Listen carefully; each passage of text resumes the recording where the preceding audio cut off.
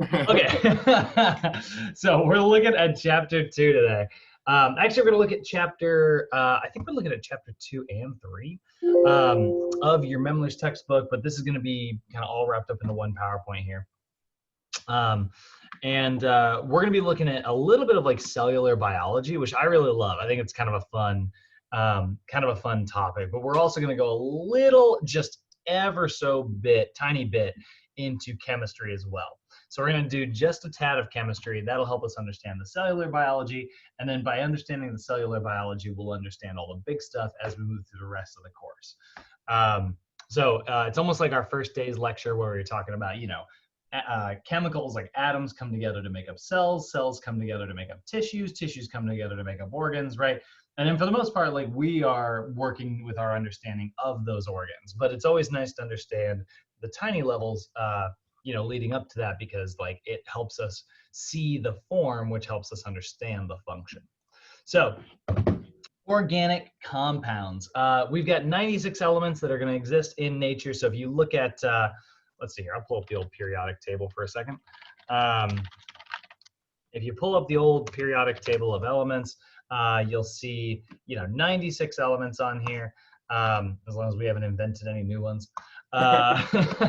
And you can kind of see like the way it's like organized, right? Like it kind of starts here and then it goes down to the next level and then the next level, because of just their very interesting relationships and stuff. And so of all those 96, only 26 of them are found in like living organisms, right? Like life-bearing things.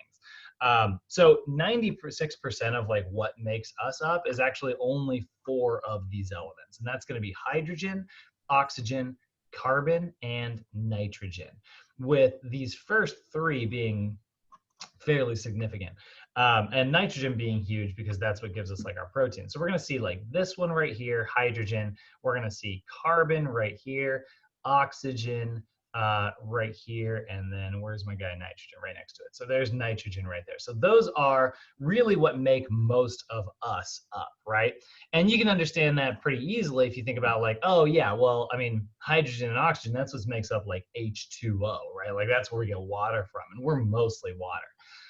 So that's pretty significant. But 4% of our body weight is made up of these other really cool elements, you can see we've got, if you take a look, calcium actually makes up a pretty significant part of us, and so does phosphorus.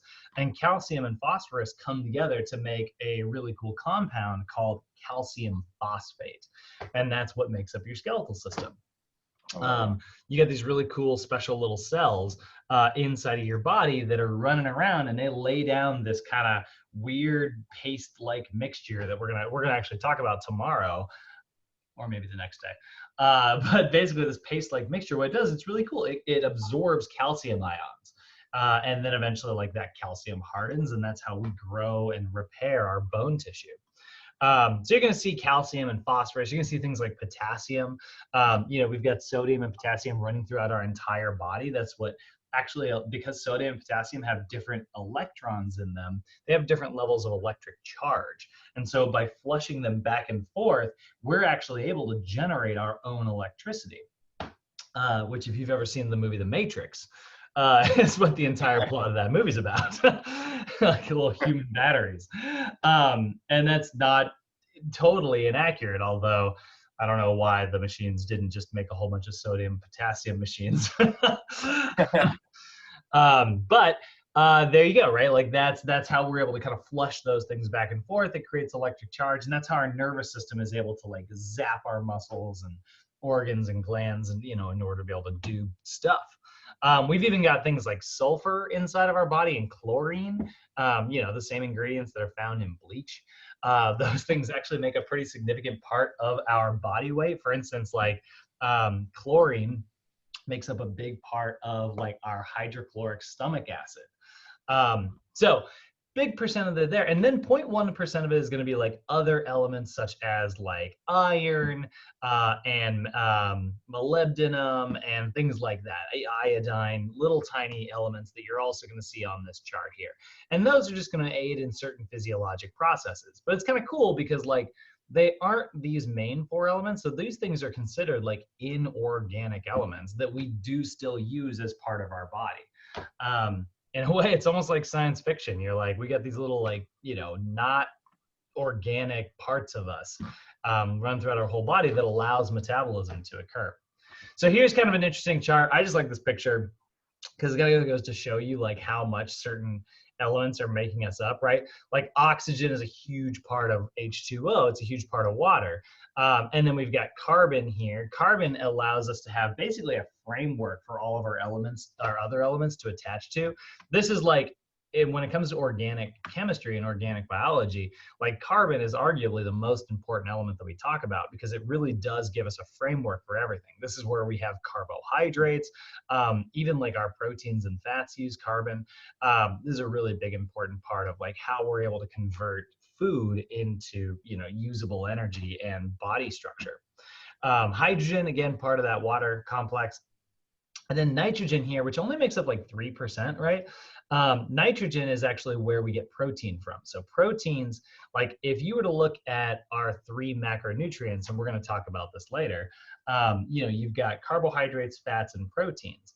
And all 3 of those have oxygen, carbon, and hydrogen in them, but only protein has this little extra nitrogen side group.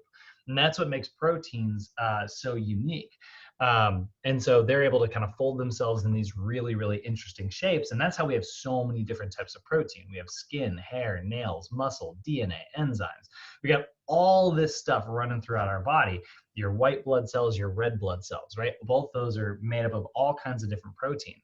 And so like those are nitrogen based.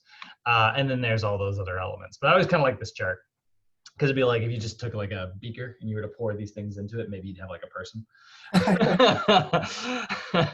So, all right, so let's go ahead and talk about like what an organic compound is, right? So an organic compound, right? These are chemicals that, these are chemical compounds that come together to make up living things, right? So chemical compounds that come together to make up living things, right? Don't get me wrong, there's other compounds out there. So for instance, like here's a very common compound that you'll see all the time. Sodium chloride. This is where sodium actually comes together with chlorine and forms table salt. Chlorine, definitely not something you want to consume by itself. Sodium, also not something you want to consume by itself, but you put them together and suddenly you get this super delicious thing to put on food that, raises your blood pressure, but makes everything taste way, way, way better. I came to, not to a realization, but I was talking to my roommates about this. Do you guys want to hear something that is absolutely, should not be admitted to in the realm of being a personal trainer or a person who talks about nutrition? So I was talking about like how when you're a kid, you just have blinders on and you think that like the way your parents do things is just the way the whole world does things. It's like, it's totally standard that everyone does this thing, but it's this weird thing that you grew up doing. My parents put salt on pizza and I've done that my whole life. And I remember the first time I saw somebody put ranch on pizza and I was like, what are you doing? And they were like, I don't know. And it's like, and then, some people just eat it plain. And then they're looking at both like ranch and me as like a salt weirdo. You're both wrong. Ranch thing. What's that? I do the ranch thing. Do you? I will say I have adopted the ranch thing. It's pretty tasty. But we got like chicken wings this weekend, and we were talking about that, and I was like, I'm the weirdo who puts like salt on his pizza. I never heard that one. I know, yeah. I thought it was, and I thought everybody did it. My mom didn't also, that make it? Did it make it like? Did it make it more mouth-watering? Like, I'm sure that was like. Oh yeah, and then like you always feel like super dehydrated afterwards because it's like so salty. And it's worth it. Yeah, the same thing is true of like popcorn. Like I grew up like popcorn. We would do movie nights and my mom would always make a bowl of popcorn, and it has like butter in the bag that you pop it in. Like it's pre-buttered. But like my mom would she would take like a tablespoon of butter and melt it in the microwave and then pour it over top like the movie theater style and then melt it again. Nice. So I grew up with that too. I thought she knew what's up. Oh my God, yeah. My parents are like movie watching experts. Like it's like a whole thing. Every time they sit down, they they get their popcorn, they get their drinks, and it's like they create the movie theater at home. Oh, that's awesome. That's nice. Yeah. So organic. I should say organic compounds. These are compounds that come together to make up living things, right? So primarily, they are primarily built on the element of carbon because it can combine with different elements to make up long, complex molecules, right? So organic compounds use carbon primarily, right? So for instance, like you've got things, so we got three main types here. Whoops. Three main types, which are going to be carbohydrates, which are compounds made of carbon, shocker, right? Hydrogen and oxygen, right? And so, carbohydrates will, I wrote carbohydrates, nice. Carbohydrates are really interesting because those are the building blocks of something that we can break down for energy. Like carbohydrates don't really make up like a significant portion of our body, although like we do have stored carbohydrates throughout our body, primarily in our liver and throughout all of our muscles, in the form of what we call glycogen, which we'll talk more about later.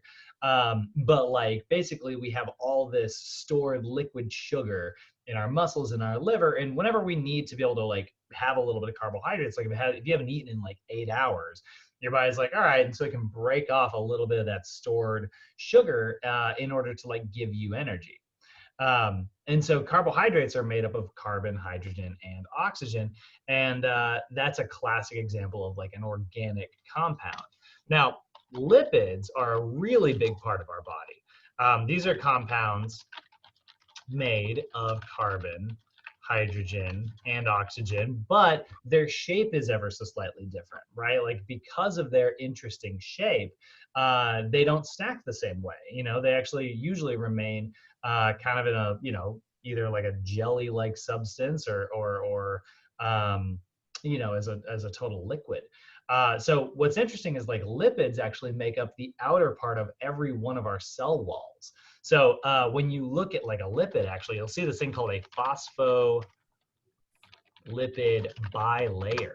And if you've ever, and we're going to see this actually later in this lesson, but this is actually like this right here is an individual lipid. So this is like a little like end here, and it's got these two little tails, right? Well, the same thing is true of this fat over here, and it's got its two little tails. And what this does is this prevents water from being able to penetrate from this side, and it also prevents water from being able to penetrate from this side. So you can't get water in and you can't get water out because lipids repel water. But you will see on the outside of all of our cells, they'll be straddled with these little proteins here, which we're about to get to.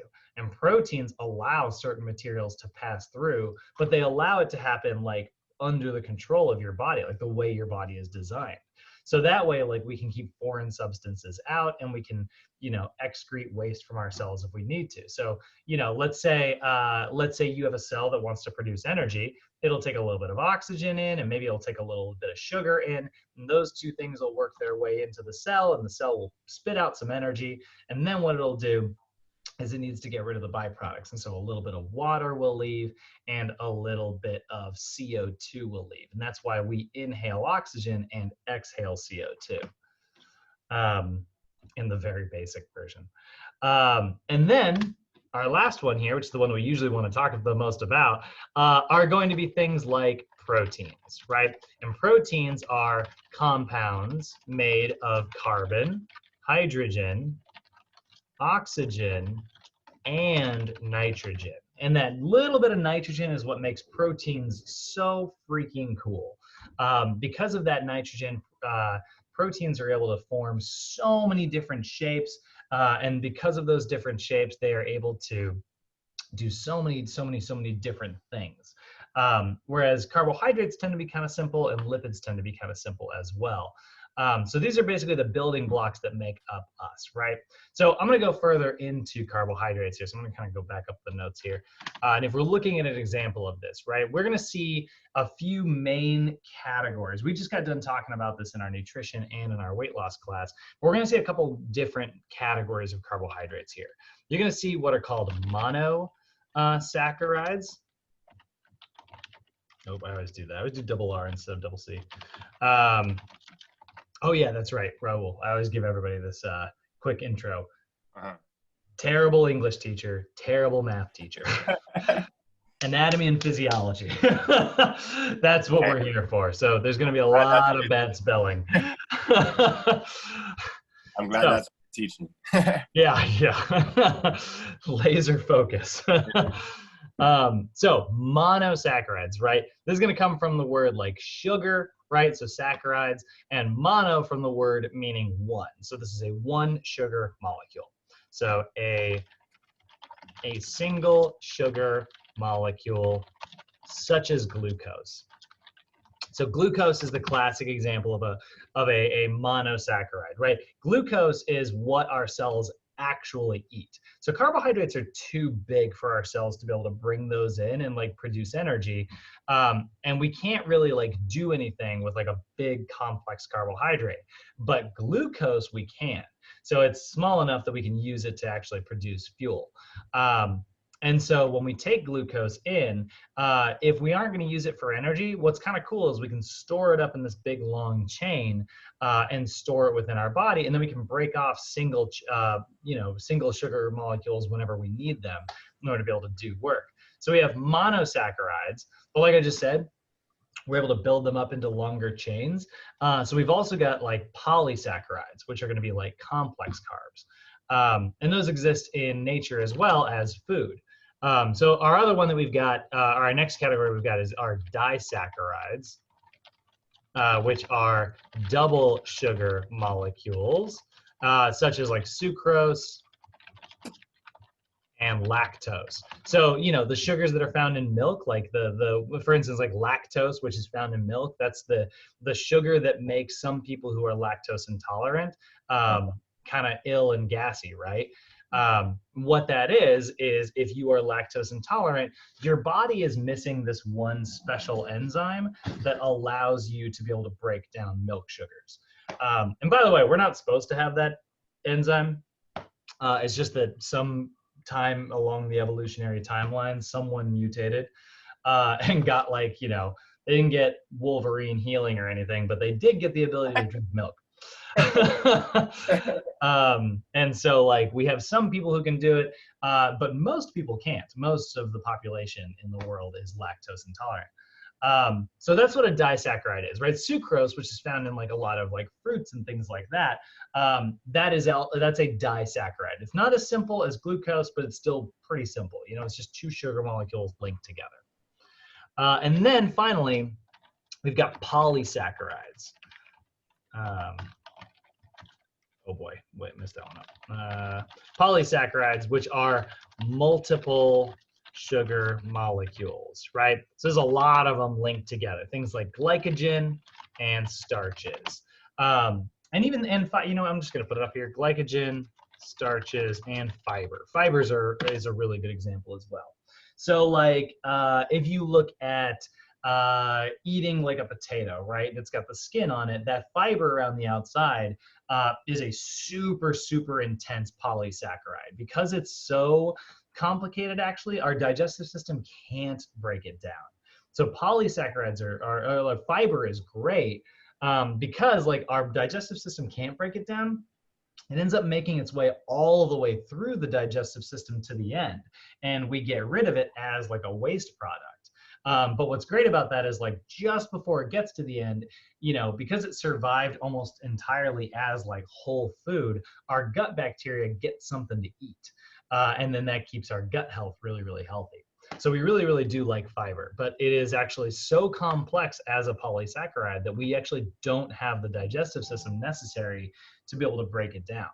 Now, other polysaccharides, such as like starches that you would find in pastas or certain vegetables, or well, vegetables in general, or if you were to find them in like like the rest of the potato, right? Those starches, those are big complex carbs, but luckily they're not too complex, so our digestive system's really good at busting them up and turning them into first disaccharides and then finally glucose. So like if you were to consume like a piece of whole wheat bread, right, there'd be a lot of starch and a lot of fiber in that.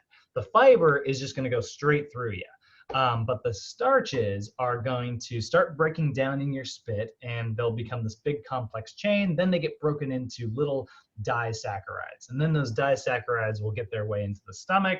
They'll get broken down a little bit further. They'll get into the small intestine. And now finally, they'll be totally broken down into just one monosaccharide, such as glucose. And then what your body can do is it's like, great, I got sugar. I can use this to produce energy. Excellent. But you know what? I don't need it. I've got plenty of energy right now, you know, or we already ate most of the meal. We're good. The rest of this sugar, what I'm going to do is I'm going to turn it into glycogen. So what it'll do is it'll actually take that sugar and it'll take that sugar and it'll relink them and build them back up into a starch again. But our version is called glycogen. And glycogen is like this wet, soupy starch. It actually kind of looks like if you've ever boiled potatoes and that scummy stuff kind of, you know, like seeps to the top and is like sitting there on the top of the pot. That actually is kind of what our glycogen looks like. Those are little like sugar molecules that got broken up by the superheat of like boiling the potatoes. And so they all, you know, rose to the top and started linking together glycogen style. And so that's how our body does it, right? We can't absorb like a big complex carb. We have to break it into sugars and then absorb it as simple sugars and then relink them inside our body later. So those are carbohydrates. And they look kind of like this, right? Here are some examples. I'll just kind of build this up, right? So you can see actually like these are also like, you know, little sugars. These are actually the sugars that you'll find in your DNA. So this is like deoxyribose and ribose. Those are actually like backbones of how our body like makes new DNA. So those are kind of very, very special monosaccharides. Normally we're talking about glucose. Then we got fructose over here, which is a little more complicated. There's classic glucose, right? And then here's galactose. This is actually another sugar that's found in milk. So these are some kind of, you know, kind of interesting the way we look at our sugars. Now, if you take them together and link them, right? Here's sucrose, which like you're going to find in table sugar, maltose, and there's the old lactose, the one that makes people sick. And then here's our big polysaccharides, like these big, long, complicated chains. It's kind of funny. I love this. One of the coolest polysaccharides that's out there in nature is actually the like exoskeleton, the crunchy shell of insects. That's also actually a polysaccharide, which is why if you've ever, you know, it's weird because you can buy them on Amazon now, but you can just get like bags of dried crickets and stuff like that, like because people turn them into like cricket powder and put them in brownies and stuff like that as a way of like raising protein levels. But you'll find like lots of fiber in like those insects, which is an argument people will make. They'll say it's really good for you. And I'm like, you do you. I still don't want to eat an insect. Yeah, like, yeah, fair enough. I agree. It is very efficient for farming and high in protein and nutrients and fiber. But doesn't mean I want to eat it. So that's kind of a fun one. And this is kind of what it all looks like in the end, right? A single molecule, a double molecule, and a big complex chain. All right, so the next one we're looking at are going to be our lipids, right? Our other organic compounds that kind of make us up are fats, right? So again, same thing, right? Like we're not really seeing much difference here. Carbon, hydrogen, oxygen, but their shape is very, very different, right? So you're going to have different types of fats within the body, right? So for instance, we're going to have things such as triglycerides, right? Which is a glycerol backbone. Actually, you know what? Yeah, there we go. A simple fat with a glycerol backbone and 3 fatty acids. So that's where it gets the name triglyceride, right? Basically, when you look at a triglyceride, it's actually, I'm going to see a picture of it here in just a second. There we go. This is this is what a triglyceride looks like. You'll see like a little backbone, and then it'll have like a fatty acid attached here, and a fatty acid attached here, and another one attached there. And those fatty acids are used by us, right? Like we use fatty acids. So a lot of times you're hearing people say like, oh, you got to keep your triglycerides levels low. Like, you know, that's part of high cholesterol. And that is true, but they are a necessary part of our diet. It's just that we kind of live in a world where we have access to way too many of them. So like triglycerides are a natural and could even be a healthy part of our diet if we wouldn't overdo it the way we do in the typical modern diet. So then we're also going to see phospholipids, which is actually a disaccharide. So phospholipids, which are disaccharides, that's, I didn't mean to say it, diglyceride. Right, and that is a simple, or a complex lipid with a molecule of phosphorus and 2 fatty acids. Okay, so when you look at a phospholipid, you're actually looking at this version right here where there's a glycerol backbone and 2 fatty acids. And like I said earlier, that is actually what makes up our cell walls, right? If we look at like a phospholipid bilayer, you can see all of those little chains. 2 little double bonded fatty acids that kind of come together. And that's the bilayer there. Actually, that's a better picture of it there. This is blown up. And then finally, we've got monolipids, which we're going to call single fat molecules. And sometimes these are very common in the forms of like steroids, which sounds really bad because when we think steroids, we think of like these things that make bodybuilders really ill, right? But basically, this is a carbon skeleton attached to a fat, right? So what's interesting is we're seeing carbon really come back into the equation hard here. So these are fats that contain carbon atoms, right? Examples of this are things like cholesterols, steroid hormones, and sex hormones. So like, for instance, your testosterone is a really good example of that. Estrogen is a really good example of that. But even like, if we look at like the modified versions of those hormones, right? If we look at like, you know, we've got like our androgen hormones, such as like testosterone. We've also got, oh God, I'm forgetting the term. We've also got like things like DHT, right? DHT is a hormone. Like when you have testosterone, it gets converted into what's called DHT, and DHT is what makes guys' hair fall out. That's why you'll see like DHT blocking shampoos and medications and stuff. And the idea is that, you know, it keeps you from losing your hair. So we like these hormones, right? We actually do like these monoglycerides. They're very important. You know, this is how we make testosterone and other hormones. But at the same time, like, we want to make sure that we are monitoring how much of this we get. And that's why it's like really important to have fat as part of your diet. We're not trying to avoid this entirely. Now, one other thing that we're going to see about our fats is they're going to exist in the form of like different fatty acids. So when it comes to fatty acids, these are going to be like, if you were observing a fat from like, you know, just looking at your kitchen and looking in your refrigerator, you'll see like different forms of fatty acids. So you're going to see the difference between saturated fatty acids, right? Which are fats that are saturated with hydrogen. And so the thing about fatty acids that are saturated, right? You can actually see here, notice how like, it almost like, picture this as like a table, right? Like there's a two-sided table at a restaurant. This, all these C's right here, all that carbon, that's the table. And then each of these are a seat at that table. This seat is full. If they're playing musical chairs, there's nowhere to sit. That's a saturated fatty acid. So because of that, they're saturated.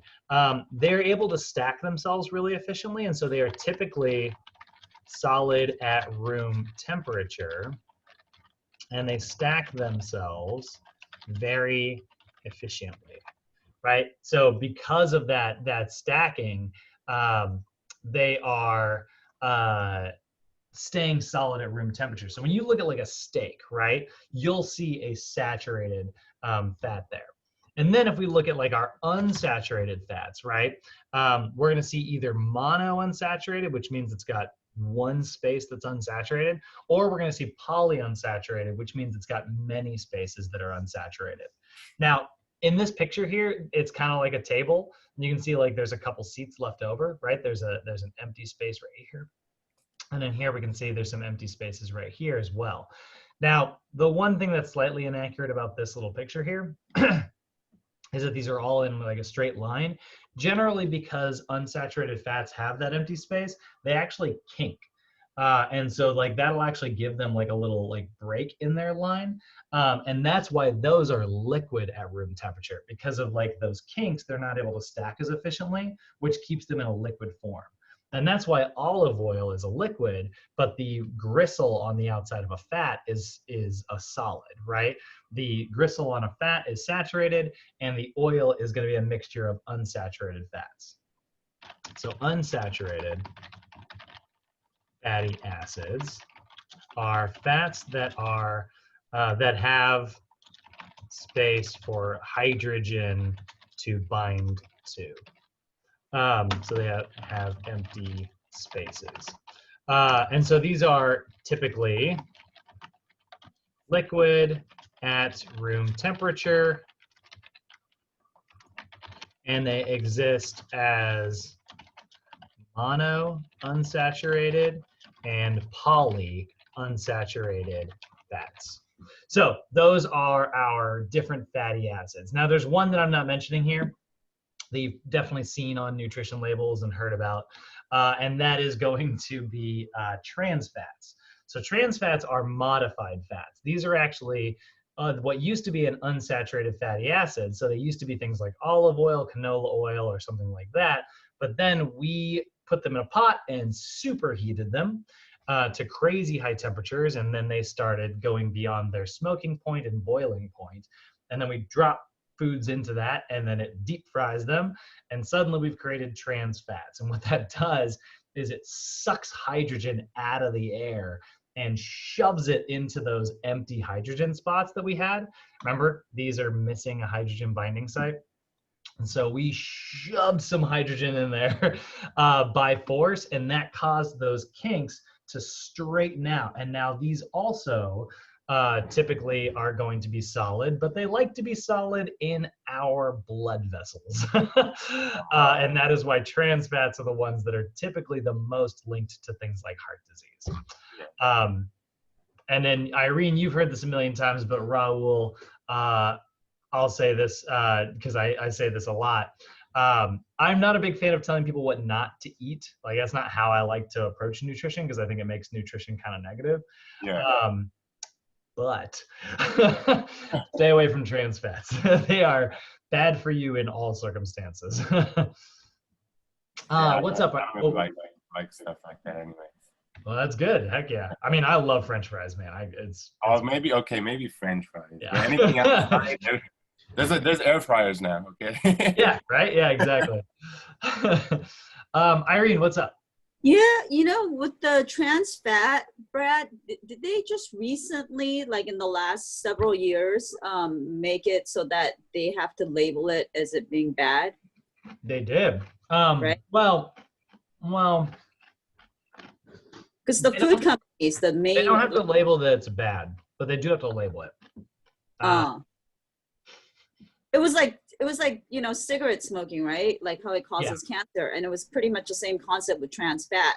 Right? They started like slapping it on labels and stuff. Yeah, I think it was a UK thing originally, or maybe it was somewhere else. I heard about it in the UK before it made its way over to the States. But now there used to be like the Surgeon General's warning on like cigarettes and stuff. And like in the UK, have you ever seen this? This is what cigarettes look like if you go buy like UK pack of cigarettes. Oh, is there like a picture of a skeleton or something? Like, Way worse, way worse. They pick the nastiest Oh yeah, I've seen them. pictures possible. So they put these like super intense, terrible images, and it's like, ugh. And some countries are doing stuff like that with trans fats. They are like labeling that like, hey, this is linked to, you know, obesity and heart disease and even cancers and things like that. The thing about trans fats, the reason they're so bad is because they actually destroy our other good fats. They basically like strip our other fats of like the things that make them healthy. So when you look at like we mentioned cholesterols a minute ago, right? Like those are examples of monolipids, right? But the real problem with like trans fats is like those monolipids will have like really good properties in them that are going around our blood vessels and, you know, vacuuming up little extra lipids that are left over. They're like picking up these fatty acids that, you know, were on their way somewhere and then got trapped and stuck on the blood vessel. So that's our high density cholesterol, right? That's our good cholesterol. But then you've also got your low density cholesterol. That's typically thought to be the bad stuff, right? And that's the stuff that isn't very dense that often is like working its way through your bloodstream. And again, it kind of gets stuck somewhere, right? Like it ends up like parking itself on your blood vessel. Well, if you got some high density stuff coming by later, it's going to knock it right off the walls. You're clean, you know? Trans fats actually strip high density cholesterol's good properties away from them. It destroys them. So it's pretty bad. Yeah, what's up? Question. is sugar on the way of becoming like having a warning label? Ooh, good question. Some people definitely want it to be. I think that like we are finding more and more how dangerous sugar is for us. You know, I think like more and more research, which is tough considering that like we have a long, you know, deep relationship with sugar. You know, like you know, it's like it's America and credit cards, America and sugar. You know what I mean? Those are things that we love. So is it on the way that we're going to start treating sugar like that? I don't know. That's a super tough question to answer. But it is an underlying factor amongst all these disease and just all this stuff that's going on with our food. Oh yeah. But you know, separating the relevant information from the irrelevant stuff, like here's the thing about like sugar, like excessive levels of it interact with our body in really negative ways. But at the same time, the reason our brain loves it so much is because our brain goes, that is the perfect nutrient for producing energy. Oh my gosh, give me more of that. That's why sugar's so addicting. Same thing. I have a similar conversation. I don't want to go like too deep into it, but I have a similar conversation about like why MSG is so popular in some countries and then frowned upon in others. The reason why it's frowned upon is silly, and you can look it up. But like it's very popular because the reason it works so well is it's like this flavor additive that lights our brain up like crazy. If you break down like what MSG is, right? It's monosodium glutamate. So it's a glutamine, which is an amino acid, which our body needs to produce proteins. Sodium, which our body needs to create like, you know, electric impulses. And so when you're giving yourself like a single sodium and like glutamine molecule, your brain goes, those are two things that I love. Give me more of that. And you put it in food and then it makes you really hungry. That's why Top Ramen tastes so good. Because it's packed full of that stuff. And then like, you know, and so like, that's how our brain is wired, right? We are designed to crave things that our body uses. Just like if you were to go lick, let's say you were to go lick like titanium is not a good example. Let's see here. Because titanium is like what? It's a compound, right? What's a freaking metal that we build with? That's aluminum. Why couldn't I think of aluminum? So aluminum, not one of our essential like nutrients, right? So when you lick like an aluminum can, it doesn't really have much taste, right? The reason it doesn't have much taste is because your taste buds are not designed to tell you to eat that. Like your taste buds are not designed to go, hey, that's food, bring some of that in. But if you go lick some sugar, your brain's like, I use that to produce energy, bring it in. And so like it is a very addicting thing, for sure. This is also why, and that's just a very, very, very, very simple way of looking at it. But like, this is why your cat doesn't eat fruit. Cats don't eat glucose. They don't have glucose taste receptors. So to them, glucose is not food. Carbohydrates are not food to them, but protein is. So that's kind of just an interesting. That's why my cat wouldn't eat a banana. Oh, totally. Yeah. Your cat's like, you holding up a banana to your cat and being like, here, try this, is the same as someone holding up an aluminum can to you and going, lick this. Because you're just like, I don't, what are you getting out of this? I don't know if your cat is as sarcastic as mine was. She's super goofy. Yeah. But hey, Brad, so the sugar, when you take sugar, is it like, I think you might have mentioned this, it lights up in the part of the brain where like when you get a hit of cocaine, it's the same, is it the same part that lights up?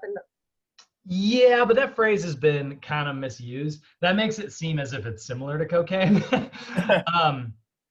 There are parts of your brain that light up when you do cocaine. They're the same parts that light up when you give someone a hug. Okay. And I like keep hugging, you know. Love that. I love to clarify things up like that. Thank you. Yeah, I mean, I get what that message is, you know, like the message is like, yeah, you know, we say something really intense to get somebody to stay away. But I can't it's true, but I don't want to like paint it in a really negative way. Unless if I was talking to if I was trying to manipulate a kid, I would totally do that. It relates to more in a way where the addiction comes from, right? You know, that's why, like you said, sugar is addicting because it probably lights up that same part. Yes, very much so. In the same way that video games or, completing daily tasks, doing your chores, both those things can be addicting. Even runner's high. Difficult. What's that? I said the runner's high. Yeah, absolutely. Yeah. The jump rope high. The jump rope high, yeah. Oh, that's intense. Okay, so let's go ahead and look at proteins here. So proteins are awesome, right? Carbon, hydrogen, oxygen, but they also have nitrogen in them. So that nitrogen is what makes them really unique, right? So proteins are made up of what we call amino acids. This is like an example of the small being like the big and the big being kind of like the small. This is function following form, and there being a relationship between the two, very easy to see. So what an amino acid is, there are 20 of those, right? So these are compounds, these are organic compounds that have specialized side chains composed of nitrogen. Okay, so that side chain, and there are 20 of them. So that side chain can exist in 20 variations, and it can be in just a slightly different shape. And that slightly different shape is what determines which amino acid it is. So, of the 20, let's just say, we'll just kind of use the alphabet as kind of an analogy to understand, because otherwise we got to say things like a whole bunch of big amino acid names. So we'll just say it's like the alphabet, right? You've got amino acid A, B, C, D, E, F, G, all the way up to 20. So if I were to look at amino acid A, and I were to look at how the nitrogen is shaped, and then the carbon and the oxygen, the order that they're in and the shape that they're in is going to be different than if I were to look at amino acid B. And that order would be different from amino acid C, which would be different from amino acid D. So the order of the carbon and the hydrogen, the oxygen, and most importantly, the nitrogen, the shape that it's in determines which amino acid it is, okay? So now, how do we make like a different type of protein? Like, how do I have, you know, a chicken breast, chickpeas, fish, eggs, red meat, different lentils or different proteins? That's what, you know, kind of gives them their different colors and stuff. These peanuts, these kidney beans. How are all the proteins found in those foods slightly different from each other? Well, in the same way that like the amino acids shape was slightly different, and that's what made each amino acid unique, those amino acids coming together in a different order are going to determine which type of protein it is. So if it were to go A, B, C, D, E, F, G, that is, let's just say, a chicken breast. But if it were to go B, D, A, C, F, G, I, right, which is a totally different order, suddenly you've got a protein found in lentils. And if you were to go G, Y, I don't think we can get to Y, but G, T, R, V, whatever, you know, totally different order. Now suddenly you've got the enzymes in your saliva. Go in a different order, you've got your DNA. Go in a different order, you've got skin. Go in a different order, you've got an immune cell. So that's how our body assembles these amino acids. So what it does is it takes like a piece of red meat, which has lots of fat in it, and we've got a lot of protein in it, and our digestive system takes it and breaks it up into all of its individual little pieces. And once it's into those individual pieces, those pieces get absorbed into our body, and our body assembles them into whatever order it needs to create new stuff. So some of those amino acids are going to get assembled into, you know, the protein in your skin from where you cut yourself the other day. Some of those amino acids are going to get combined to make new cells on the outside of your liver. Some of them are going to get combined to make up new DNA. And that's how we reassemble all those proteins. So they're composed of amino acids held together by these really interesting little peptide bonds. So there are 20 amino acids present, and their shape determines which amino acid they are. Okay, and here's what that kind of looks like here, right? I do not know what amino acid this is, but here's a generic amino acid. So you can see hydrogen, carbon, oxygen, and then here's a little bit of nitrogen. Now this R here, you'll be like, whoa, whoa, whoa, there's no R on the periodic table. This is the side chain. So this is where if you were to zoom in on this, you would see more of these things and their unique, interesting shape. We call the side chain the R group sometimes, or an R chain, and that's going to differ which amino acid it is. So they're just kind of representing this weird, unique shape here with like the letter R. But like here, I'll pull up a picture. Different amino acid side groups. If I look at like, yeah, here we go. Oh, I clicked that way too quickly. Slowly. So you can see like they're ever so slightly different. No, that's actually not the picture I was looking for. Sorry. There we go. So you can kind of see just slightly different side chains. So there's leucine and there's isoleucine. Pretty similar to each other, right? But this one kinks at the bottom like that, and this one's got kind of a T shape here. And there's proline, which has kind of an L shape here. So those are the different side chains, and that kind of what gives them their unique shape. So we've got 20 amino acids present, and their shape is going to determine which amino acid they are. And there's the list, right? Don't worry about memorizing this. That's not really your goal. But one thing that's kind of interesting about amino acids and proteins and stuff is that some of them are essential, meaning you have to eat them in your diet, and some of them are non-essential, meaning that your body can actually make them on its own as long as you've eaten enough of those essential ones. So like leucine, for instance, is an essential amino acid. Our body can't resynthesize that. But valine, I think, is a non-essential one. I should know this actually. But that one is non-essential. So what'll happen is like as long as you consumed leucine, which I said was essential earlier, and if you didn't get any valine in your diet, your body will go, that's fine, and it'll actually break up leucine, resynthesize it into valine, and then the two of them will come together to make up a protein. And that's how that works. Other examples of proteins inside our body, we have things like enzymes. Enzymes are one of the most important type of proteins you've got. I know we talk a lot about hair, skin, nails, and muscle and things like that, but enzymes are actually what kick off metabolic reactions. So enzymes are an example of proteins in the body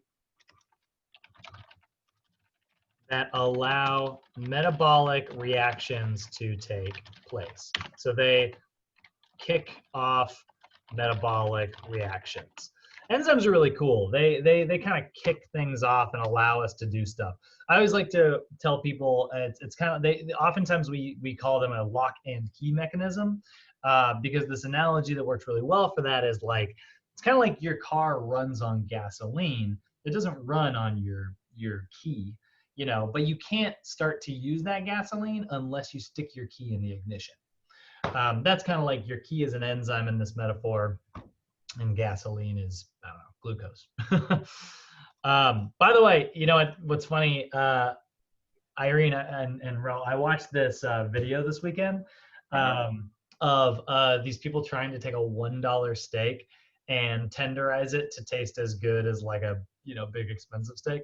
Yeah. And they used a bunch of different methods, and one of them was where they blended up like pineapple, like with the skin on and everything, because that has different enzymes in it, and then like regular pineapple as well, and they made this like pineapple goo, and then they just marinated and what it does is it tenderizes the crap out of the meat. Because there's so many enzymes in pineapple. Wow. And I did not know that. And I was like, yeah, but like, doesn't it make it taste like pineapple? Because I want my steak to taste like a steak. Yeah. Like, we talked about my love for salt earlier. I just want the meat with some salt on it. That's a great with the pineapple, though. I mean, if to kind of cool, right? Yeah, because there's tons of enzymes in pineapple. That's actually why, like, have you ever eaten too much pineapple and like your mouth it feels kind of tender and like chewed up? Yeah, that's actually why you basically digested a little bit of your mouth. Oh, wow. I forgot. There's another fruit that does the same thing. I just can't remember. Oh yeah, there's got to be plenty of them out there. We're at the depth of my. This is where like it's. Sometimes people will ask me like some cooking questions, and I'm like, it's like I talk a lot about like what's in food. I have no idea how to treat it. Okay, so I'm gonna go ahead and skip past these little pop quizzes here. And that's really like our little talk on when it comes to chemistry. Don't get me wrong, like chemistry is super fascinating, and if you guys want to take some time to like spend more time learning about chemistry, I really recommend it. It's super, super fun science.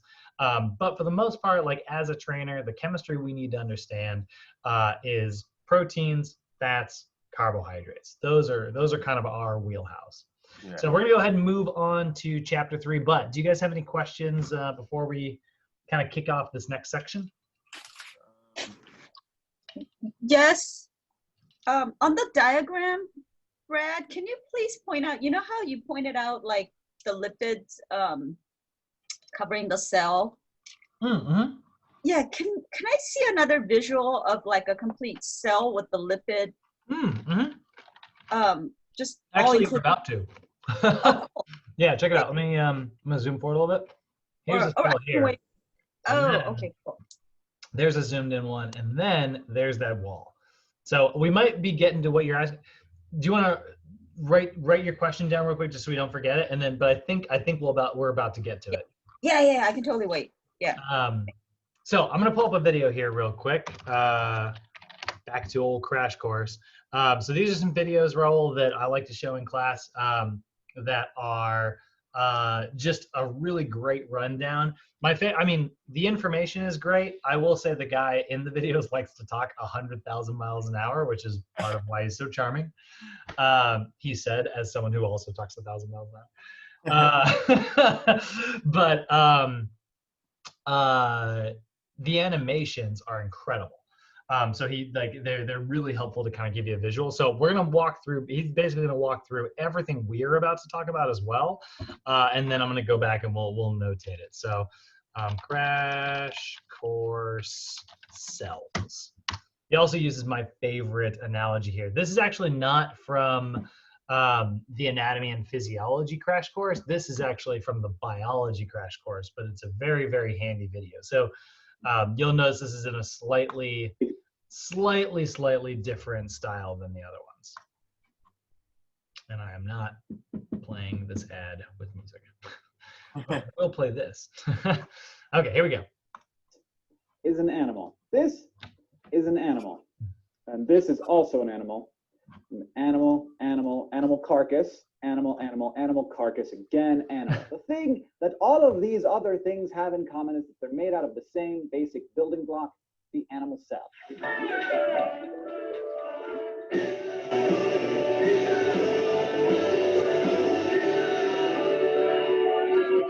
Animals are made up of your run-of-the-mill eukaryotic cells, and these are called eukaryotic because they have a true kernel in the Greek, a good nucleus, and that contains the DNA and calls the shots for the rest of the cell, also containing a bunch of organelles. There's a bunch of different kinds of organelles, and they all have very specific functions, and all of this is surrounded by the cell membrane. Of course, plants are eukaryotic cells too, but they're set up a little bit differently. Of course, they have organelles that allow them to make their own food, which is super nice. We don't have those. And also their cell membrane is actually a cell wall. It's made of cellulose. It's rigid, which is why plants can't dance. If you want to know all about plant cells, we did a whole video on it, and you can click on it here. If it's online yet, it might not be. A lot of the stuff in this video is going to apply to all eukaryotic cells, which includes plants, and fungi, and protists. Now, rigid cell walls, that's cool and all, but one of the reasons that animals have been so successful is that their flexible membrane, in addition to allowing them the ability to dance, gives animals the flexibility to create a bunch of different cell types and organ types and tissue types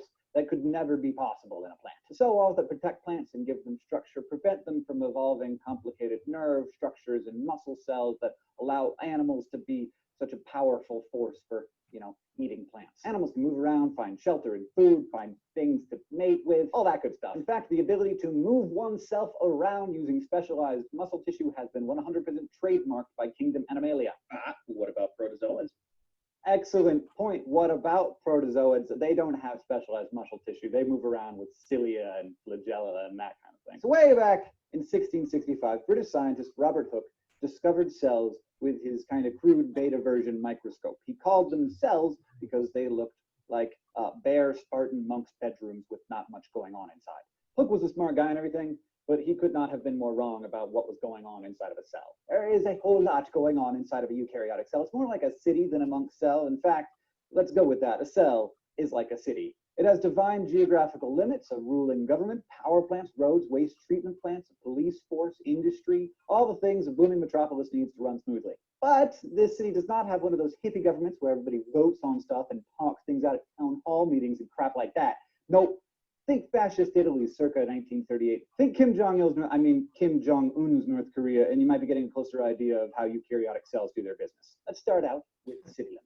So as you approach the city of Eukaryopolis, there's a chance that you will notice something that a traditional city never has, which is either cilia or flagella. Some eukaryotic cells have either one or the other of these structures, cilia being a bunch of tiny little arms that wiggle around, and flagella being one long whip-like tail. Some cells have neither. Sperm cells, for instance, have flagella and our lungs, and throat cells have cilia that push mucus up and out of our lungs. Cilia and flagella are made out of long protein fibers called microtubules, and they both have the same basic structure. 9 pairs of microtubules forming a ring around 2 central microtubules.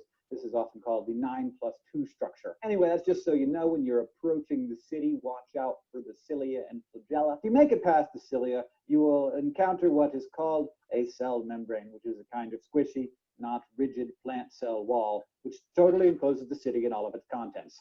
It's also in charge of monitoring what comes in and out of the cell, kind of like the fascist border police. The cell membrane has selective permeability, meaning that it can choose what molecules come in and out of the cells for the most part. And I did an entire video on this, which you can check out right here. Now, the landscape of Eukaryopolis, important to note, is a kind of wet and squishy, bit of a swampland. Each eukaryotic cell is filled with a solution of water and nutrients called cytoplasm. And inside of the cytoplasm, is a scaffolding called the cytoskeleton. It's basically just a bunch of protein strands that reinforce the cell. Centrosomes are a special part of this reinforcement. They assemble long microtubules out of proteins that act like steel girders that hold all the city's buildings together. The cytoplasm provides the infrastructure necessary for all the organelles to do all of their awesome, amazing business, with the notable exception of the nucleus, which has its own kind of cytoplasm called the nucleoplasm, which is a more luxurious, premium environment befitting the cell's beloved leader. But we'll get to that in a minute. First, let's talk about the cell's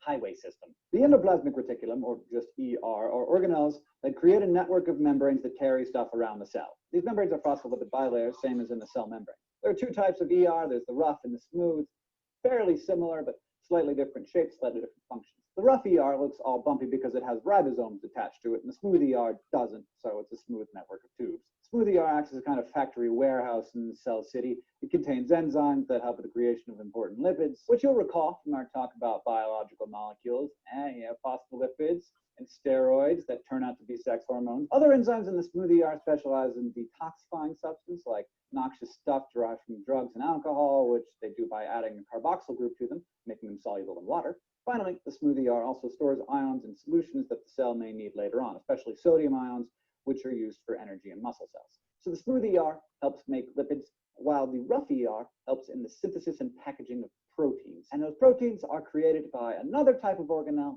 the ribosome. Ribosomes can float freely throughout the cytoplasm or be attached to the nuclear envelope, which is where they're spat out from. And their job is to assemble amino acids into polypeptides. As the ribosome builds an amino acid chain, the chain is pushed into the ER. When the protein chain is complete, the ER pinches it off and sends it to the Golgi apparatus. And the city that is the cell, the Golgi is the post office, processing proteins and packaging them up before sending them wherever they need to go. Calling it an apparatus makes it sound like a bit of complicated machinery, which it kind of is, because it's made up of like these stacks of membranous layers that are sometimes called Golgi bodies. The Golgi bodies can cut up large proteins into smaller hormones and can combine proteins with carbohydrates to make various molecules, like for instance, snot. The bodies package these little goodies into sacs called vesicles, which have phospholipid walls just like the main cell membrane, then ship them out either to other parts of the cell or outside the cell wall. We learn more about how vesicles do this in the next episode of Crash Course. The Golgi bodies also put the finishing touches on the lysosomes. Lysosomes are basically the waste treatment plants and recycling centers of the city. These organelles are basically sacs full of enzymes that break down cellular waste and debris from outside of the cell and turn it into simple compounds, which are transferred into the cytoplasm as new cell-building materials. Now, finally, let us talk about the nucleus, the beloved leader. The nucleus is a highly specialized organelle that lives in its own double-membraned, high-security compound with its buddy, the nucleolus. And within the cell, the nucleus is in charge in a major way. Because it stores the cell's DNA, it has all the information the cell needs to do its job.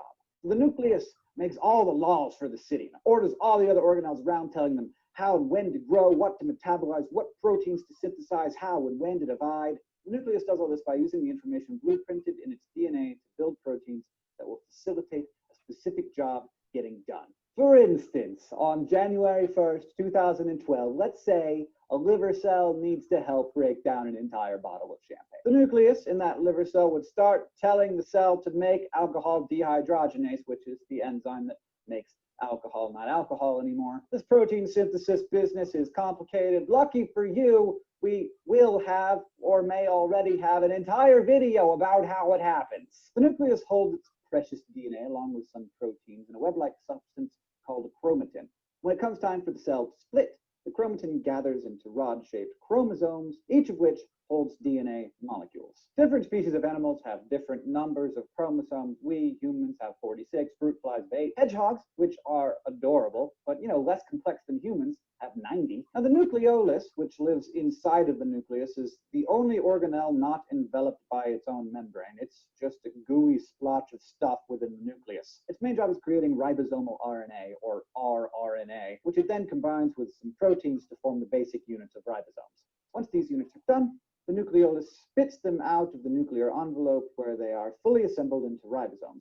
The nucleus then sends orders in the form of messenger RNA, or mRNA, to those ribosomes, which are the henchmen that carry out the orders in the rest of the cell. How exactly the ribosomes do this is immensely complex and awesome. So awesome, in fact, that we're going to give it the full crash course treatment, an entire episode. And now for what is, totally objectively speaking, of course, the coolest part of the animal cell. Its power plants, the mitochondria, the smooth, oblong organelles where the amazing and super important process of respiration takes place. This is where energy is derived from carbohydrates, fats, and other fuels and is converted into adenosine triphosphate, or ATP, which is like the main currency that drives life in Eukaryopolis. You can learn more about ATP and respiration in an episode that we did on that.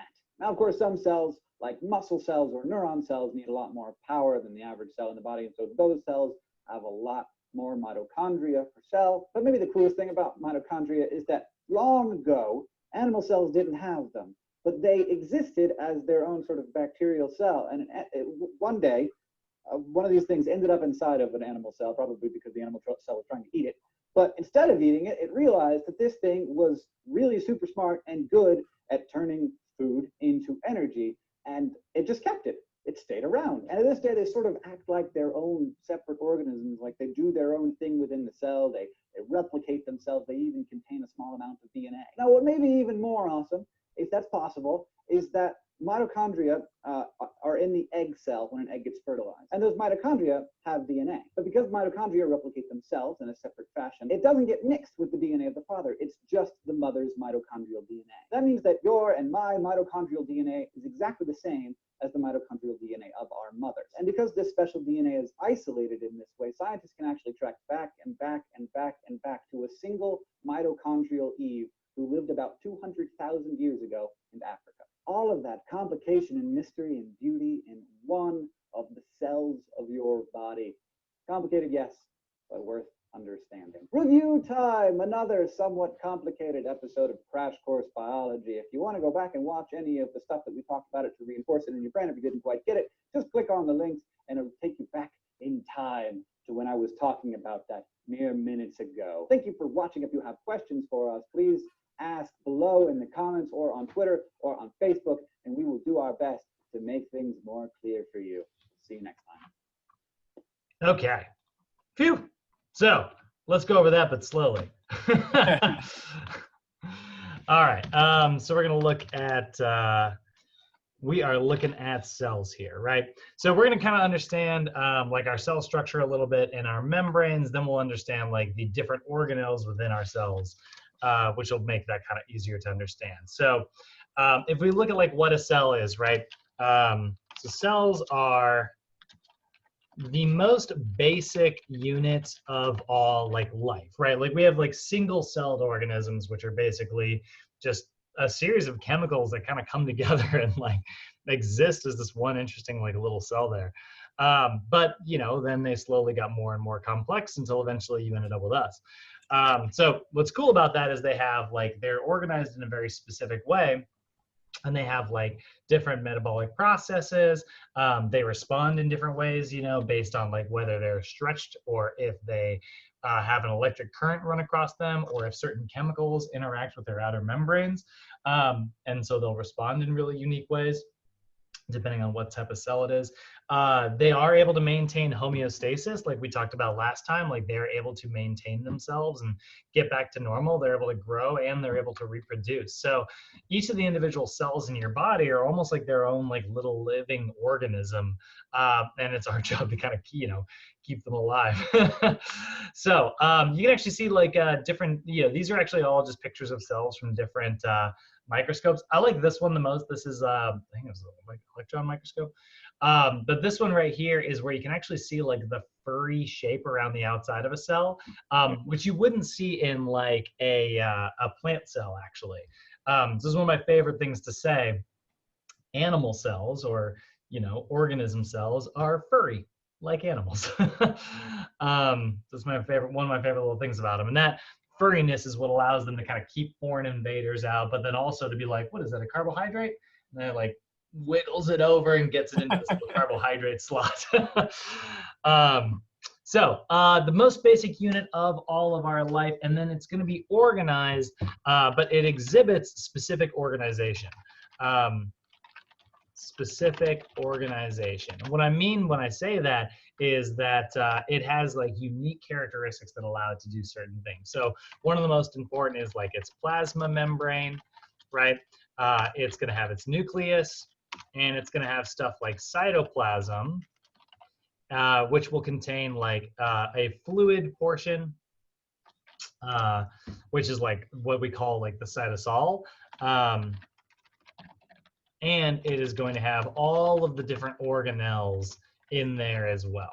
You know, at its most basic, as long as it's got like some type of membrane to be able to keep stuff in and keep stuff out, and it's got a brain and it's got some fluid, it's going to be a pretty functioning cell already. But the more organelles it has, the more it'll be able to do unique different things. You know, not all of our cells have the same structures inside of them. So what's interesting is this leads me to, you know, my favorite phrase, which is always that like function follows form. You know, like something will always act a certain way based on how it's shaped. So if something looks a certain way, that means that it's going to act a certain way. You know, and in order to be able to act a certain way, something must look a certain way. So you have to, if you want to be able to have a separation between like fluid, and you want to have fluid inside of something and fluid outside of something, you're going to need to have a wall around the outside to keep that stuff in or keep that stuff out. So this is kind of the things we're looking at when we look at our organization here. So the first thing we're going to go ahead and talk about is the plasma membrane, right? So this is going to be the outermost layer of a cell, and it's made up of what is called a phospholipid bilayer, meaning that it is two layers of phospholipids, which are those lipids that we talked about earlier, right? That are able to keep fluids and other materials in or out of a cell, right? So it regulates what's in. Now, that phospholipid bilayer, that plasma membrane, which is what it's actually called, like there's a section of it which is the phospholipid bilayer, but that layer there has cholesterols around the outside of it. It's got different proteins straddling it, and it allows certain things to come in. And so here's an example of all the different types of proteins we've got on our outer cell walls. You can see we've got channels, which are basically like little holes that allow stuff to get in and get out. They're kind of like, yeah, I mean, they're just little holes, right? We've also got transporters, which actually shuttle stuff across membrane materials sometimes. So if you've ever heard of the difference between like water-soluble vitamins and fat-soluble vitamins, water is how water-soluble vitamins are absorbed, and fat-soluble vitamins are absorbed with fat. So transporters will actually, in like the form of fat, carry a fat-soluble vitamin across a membrane. So that's how transporters work. They really are kind of like a little shuttle bus. We got receptors, which allow like things to attach to other, you know, cells. So for instance, like you'll have like dopamine receptors in your brain, and then all of a sudden you eat some sugar and your brain goes, oh my God, I'm gonna make some dopamine so that we do this again later. So then it makes dopamine, and then that dopamine works its way and it interacts with a receptor, and that triggers euphoria in the brain. We have got like, you know, different receptors on the outside of our muscle cells that as electricity runs across it, that actually triggers our muscle cells to contract. So those are going to be things like receptors, and that's a chemical reaction. We've got enzymes on the outside, and that allow different chemical reactions to take place on the outside easier. We got linkers, which let cells attach to other cells.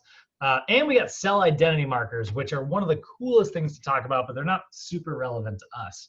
But basically, that is like these little proteins that are on the outside. It's like a name tag for your cells. And if your immune cells are like, you know, walking around, like keeping an eye on your body, and they're like, who are you? And it doesn't have like a, you know, an Irene name tag on it, that immune cell is going to eat it. So actually, I mean, cell identity markers are super cool, but not something we're going to talk too much about. That's where you get like things like blood types. So here's what our plasma membrane looks like. You can kind of see all these different layers here, right? This is a protein channel. Now, there are different types of protein channels out there. You've got, for example, one of the best ones that is common for us to talk about is what's called a sodium potassium pump. And basically it's a special protein that can push sodium in one direction and it can push potassium in another direction. And when it does that, you put a whole bunch of electric stuff over here and a whole bunch of non-electric stuff over there. And then all that electricity wants to travel to where there's a lack of electric charge. And so then what we do is we switch it, and that creates that charge traveling in a current. And we are able to get an electric signal from our brain down to our calves, to make us do, jumping rope. So here's what that kind of plasma membrane looks like there, right?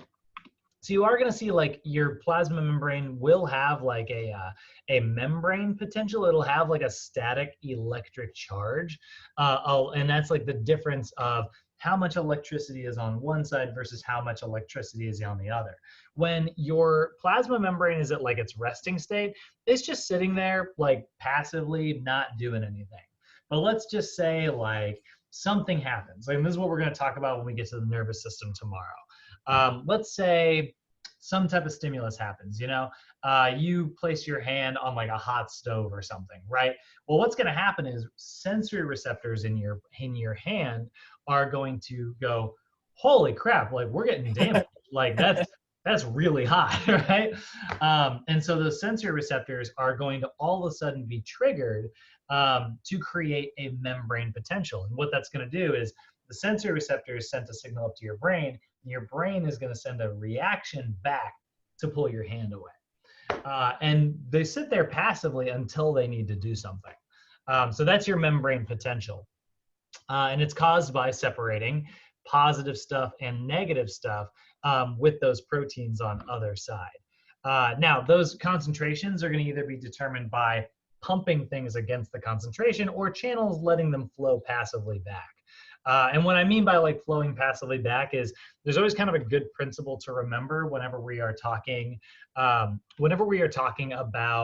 action potentials and things like that. There's always a principle in the world that we live in, which is good to remember, which is that nature hates gradients. Nature will always work to restore like an even concentration of things. It really does not like it when there's like a lot of stuff over there and very little stuff over there. It wants to take half and give it to that stuff so that it's nice and even. And so what will happen is when there's a whole bunch of positive stuff over here and a whole bunch of negative stuff over here, passively our body is keeping that concentration neutral. But then it will push it against those concentrations, which nature seems to really hate. And so we'll naturally want to restore those, and that's what creates our electric charge. Kind of like a battery, honestly. And here you can actually see it. Here's our membrane potential here. You can see all the negative stuff on one side and all the positive stuff on the other. So what we'll do, you can't really see in this picture here. Let's just say I have like a pump right here, right? And I pushed a whole bunch of positive stuff over to this side over here. All of this would go, ugh, gross, and it would rush in the opposite direction in response. And then nature would go, well, I don't like that either. And then it would rush it back in the other direction. And it would literally be, in my normal class, I have a remote controlled thing with batteries, and I don't have batteries in my room. Actually, yes, I do. Hold on. So it is kind of like this, right? Like what we're seeing in this picture right here are two batteries that are sitting in a neutral position. This, if I were to put this in a remote, wouldn't make the remote work because there's no movement of electrons. But if I flip them and I go like that, and I got a positive side on one side and a negative side on the other, now those electrons are going to travel, and our electronics are going to capture that energy to do stuff. That's how batteries work. And so the same thing is true inside of your body. Right now, when your cells are at rest, they're just sitting in a neutral concentration. But when they flip it, that creates electric charge, and that's called an action potential.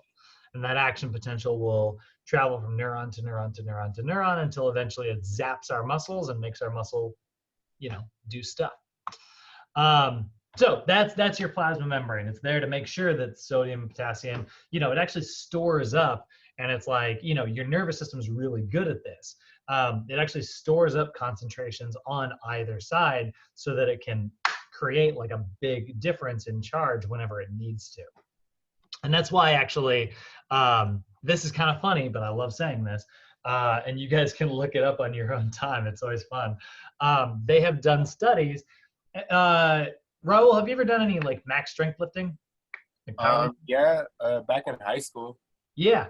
Did you ever notice how when you do like super heavy lifting, Irene, I think you remember this. We talked about this, right? When you do super, super heavy lifting, sometimes your brain is just worn out afterwards. Like your whole brain, like it's like hard to think, even though you were using your legs, you know? And that's just because your whole nervous system is like exhausted. It's been pumping sodium and potassium channels, you know, creating action potentials back and forth. You created so much of it that now it's kind of exhausted. Yeah. And that's like nervous system fatigue. Which is very much part of like what we need to understand when we're writing a program. We got to make sure we give our client adequate rest so that they can create, you know, strong action potentials. Because let's say you just make somebody push through that and not rest. Yeah, they got to continue working out, but did they work out very effectively because they weren't working very hard? Now it's a conversation about that, right? Then we got our nucleus, which is typically the largest organelle in most cells. Yeah, what's up, Arian? What's your question? That wouldn't be like, it wouldn't fall under EPOC. Oh no, it certainly would. Some of it would, but it just depends on like how you're exhausted. But yeah, like you can be exhausted from cardio as well, for sure. You know, but like, but nervous system fatigue is kind of its own thing. So depending on how strenuous the exercise is, it can last like a various number of hours, or it could just last days even. Yeah. Okay. Yeah, you'll see like power lifters will go through these like big cycles, and you know by the end of it they're just like their brains are goop. I've definitely experienced this. Like I always tell this funny story about how I was doing a really heavy lifting night, and I was getting together with my girlfriend later that night, and it was like, okay, I'm gonna go to the gym, and she was gonna go rollerblading with her friend. And then I walked out of my gym and I saw these two girls rollerblading towards me, and I was like, oh, those are pretty girls. And then like they came up and they're like, hey, how are you? And I was like, I'm good. Oh, that's my girl. I'm dating her. My brain was like behind a few minutes. And it was a very funny moment. And then later that night she was like, hey, do you like my friend? And I was like, what do you mean? She's like, she felt like you kind of like rebuffed her. Like, and I was like, she picked up on how I was clearly confused. My brain was like, you know this person, like you do, and there's a connection there, but my brain didn't know how I knew them. It was like I was face blind. You had a super workout. Yeah, it was just a really heavy day, and I was like, I was walking out of that gym just exhausted. And I don't do that much max strength lifting is not really my thing because it has these super long rest periods that I think are kind of boring. And so like I don't do it that often. So when I do it, I'm like, wow.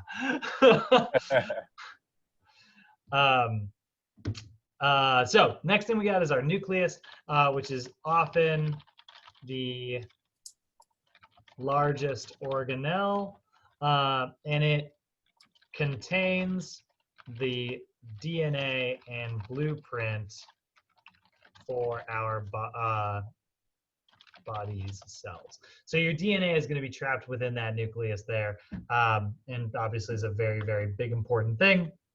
We definitely need to understand that that's why we need to consume like a healthy diet so that we can continue making, you know, new DNA whenever we need it. But for the most part, that's kind of where most of our conversation about DNA and stuff ends. We'll talk more about it a little bit here and there. Like DNA is important if we're talking about, you know, like free radicals, you know, like if you're consuming like super unhealthy things in your diet that are not food, that can damage your cells by oxidizing them, right? And through what is called oxidative stress. And eventually that can modify your DNA. And if your DNA is modified, you're going to have like cells that can't function the way they're designed to. So DNA is obviously important to understand, but it's a relatively brief conversation in our world. Now, cytoplasm is going to be the fluid with all the materials in it. So cytoplasm is the fluid portion of our cells containing all of the organelles, okay?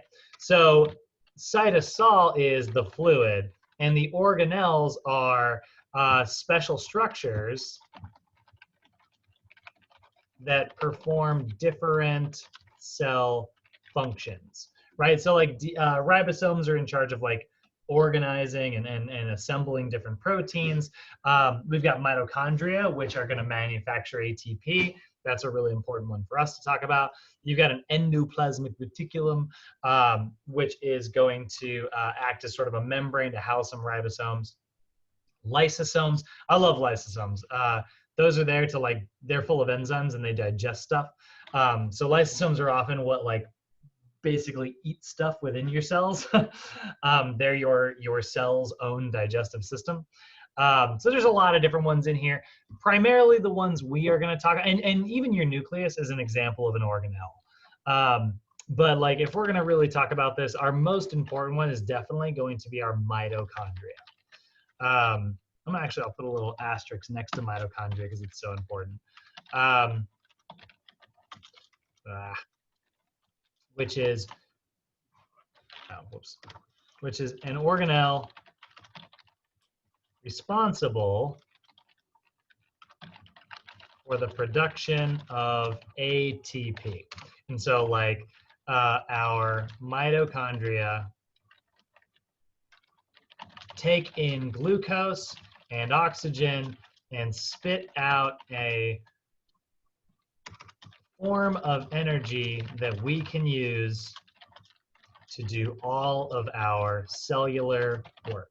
So what's great about mitochondria is the fact that like they take in all those like organic compounds we talked about earlier, right? They can take in fat and spit out ATP. They can take in glucose and spit out ATP.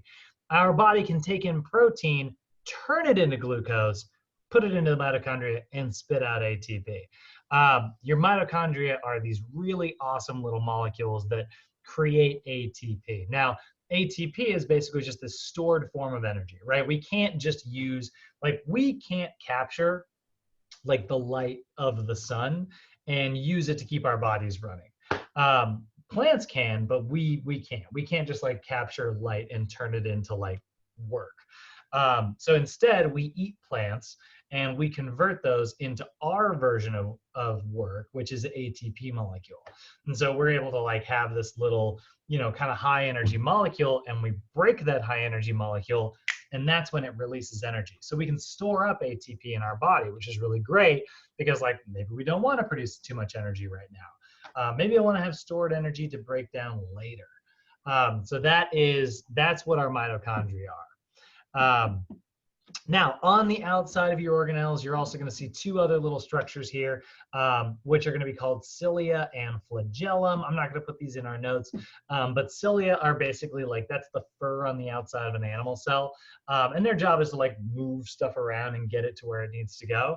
And then flagellum are like these big long tails that you'll sometimes see. The sperm cell, the classic like sperm cell, that's the best example of flagella, right? It basically just whips around its tail like that and it propels it forward.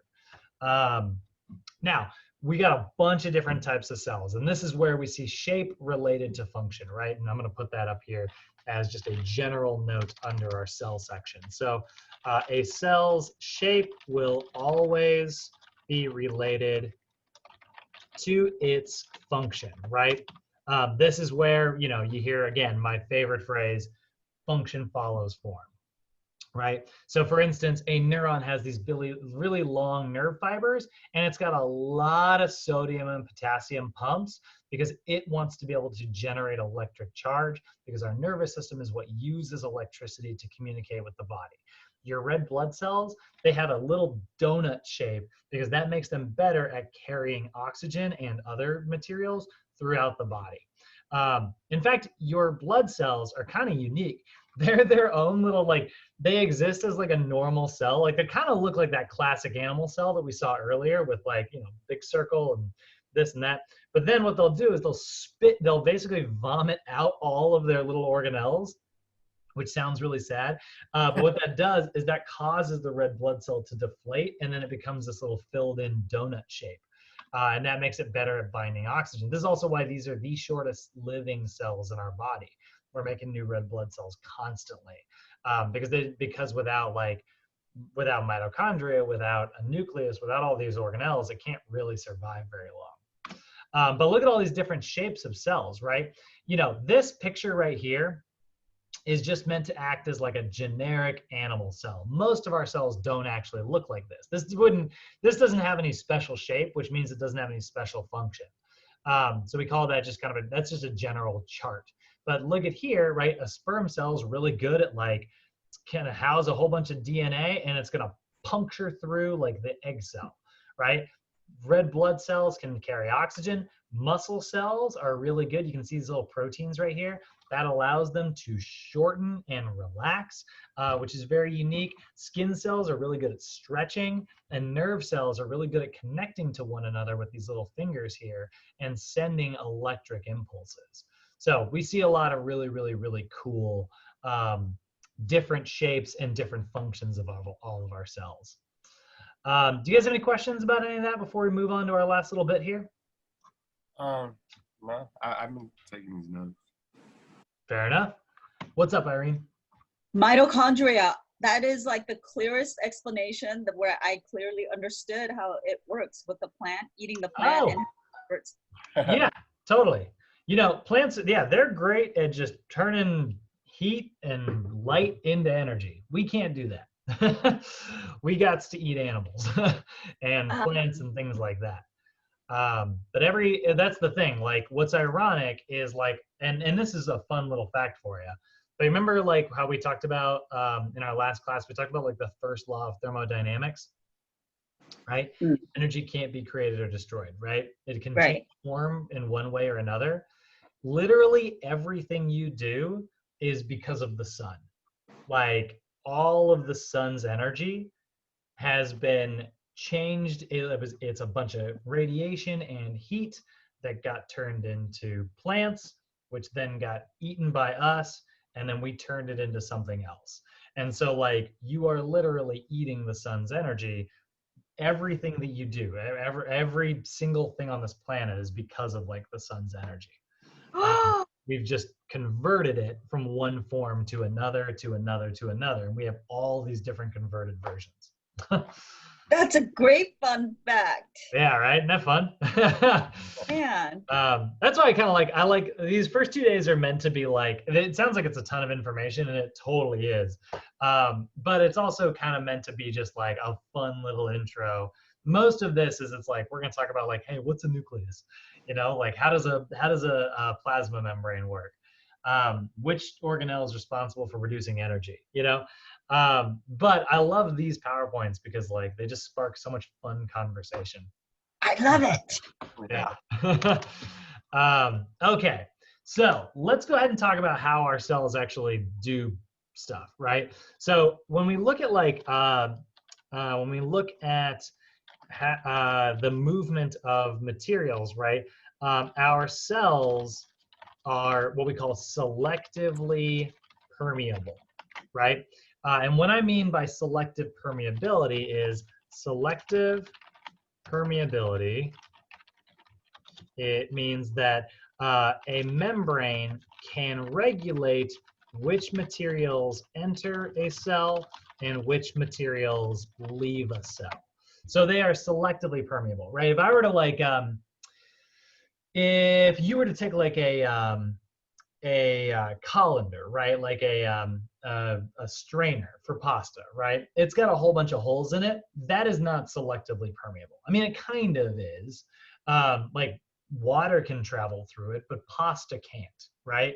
So I guess that is actually an example of selectively permeable. Because of the shape of your colander and the size of the holes, it can choose which things move from one side to another.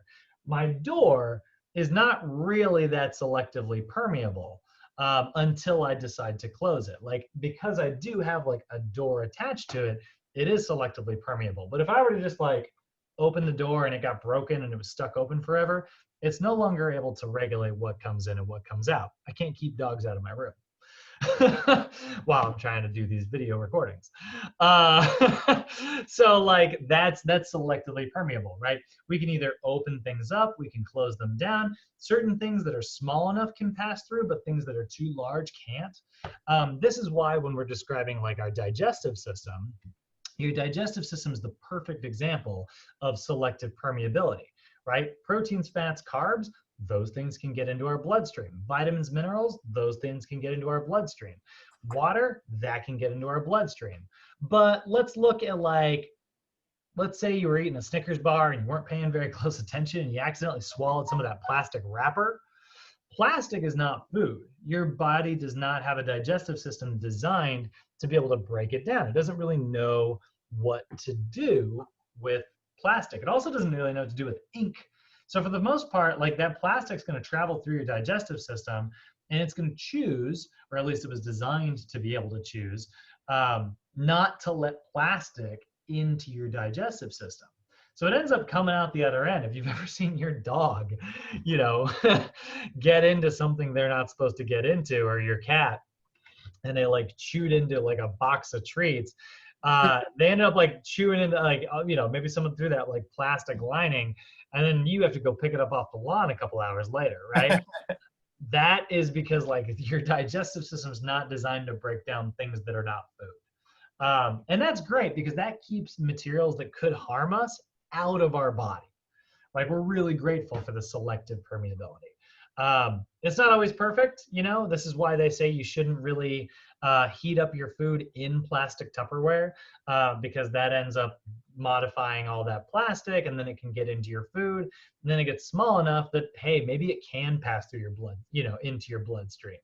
And once it's in your body, you're stuck with it. Your lysosomes don't have the tools necessary to break down plastic.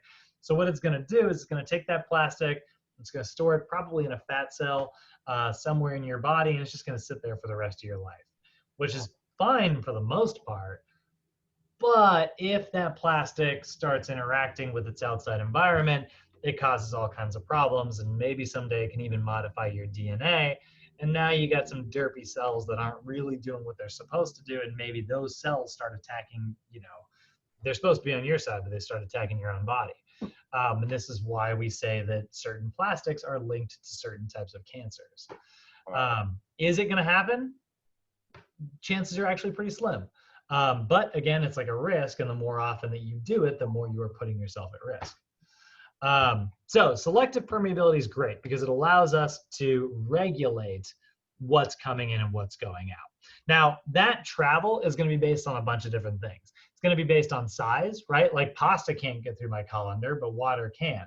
But if I were to like, you know, try to wash rice in a colander, all that rice is going to go straight through it. I want to keep that, right? So I need to use a different type of strainer. So that's going to be one. The solubility is going to be another, right? Is it fat soluble? Is it water soluble? You know, is it vitamin A? That's fat soluble. Is it vitamin C? That's water soluble. You know, water is going to help dissolve vitamin C, but fat is going to help dissolve vitamin A. Or is it based on the electric charge? Like how much electricity, you know, how good are those channels at being able to move things around? So there's different types of travel within the cells, right? There's different types of like permeability here. There's the types that require some energy, and there's some types that don't require energy. Now, diffusion is an example of something that really doesn't require energy, right? For the most part. So diffusion is going to be where a solute, so that's a something, travels across a membrane down its concentration gradient. So what I mean by that is like something passively moves from an area of high concentration to an area of low concentration. That's diffusion. Water is a classic example of like diffusion, right? Because like if water is just like, if you even just like at an angle, right? Water is going to run from here down to this way, right? And that's because it's moving from an area where there is not a lot of stuff to an area where there is some stuff. I'm sorry, other way around. And so like that's what gravity is, right? Gravity is just basically stuff moving to where there's high concentrations. And so that's a big pull. Diffusion works just like that. If I have like a lot of water in a balloon, and I'm holding the balloon closed, the water wants to get out. It wants to come shooting out because there's not a lot of water out here, but there's a high concentration in here. So if I open that and all of a sudden it comes rushing out, that's because it's moving down a concentration gradient. It's going from a high concentration to a low concentration. It's going from lots to little until it's even. That's diffusion. Now there is facilitated diffusion, which is like a special example of this, right? I'm going to put this actually as a subnote. I know it's a little different than what we got over the PowerPoint, but facilitated diffusion is a solute diffusing with the help of a transporter. So like, facilitated diffusion is like, you know, we talked about those shuttles earlier, right? If you carry something from one side to another, that's facilitated diffusion. So for instance, if you look actually here, right, you can kind of see facilitated diffusion in action. There's a whole bunch of stuff over here, and there's very little stuff over here. So this stuff naturally wants to travel this way. But what's interesting is because of the shape of this little protein, it can choose to actually push stuff into this area of low concentration, but it could also push stuff to this area of high concentration. It could actually work kind of against what nature wants to happen. Nature naturally wants to even these two things out. But if you have facilitated diffusion, you can push against a concentration gradient and you can go uphill. That requires energy, right? So when we were looking here, right, some things require energy, some things don't. This is why we need ATP. So ATP is going to have energy. We're going to break off a molecule of ATP. We're going to capture that energy, and we're going to use it to push things against a concentration gradient. Remember earlier we talked about action potentials? That's how you flip that battery. The battery wants to stay passive, but we are going to use energy to push it against its concentration. That's going to create electric charge. That's going to allow us to do work. And this is also what explains why, and Raul, I'm sorry for this, but zombies can never be a thing. This is where we have to ruin the concept of something like that. Now, at least The Walking Dead can't be a thing.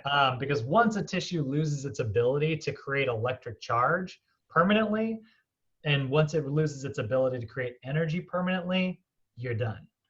Now, if you play the video game The Last of Us, that's where like a fungus makes people kind of like a zombie. Oh yeah, Last of Us is cool. Yeah, maybe that's like an example that could exist in the real world.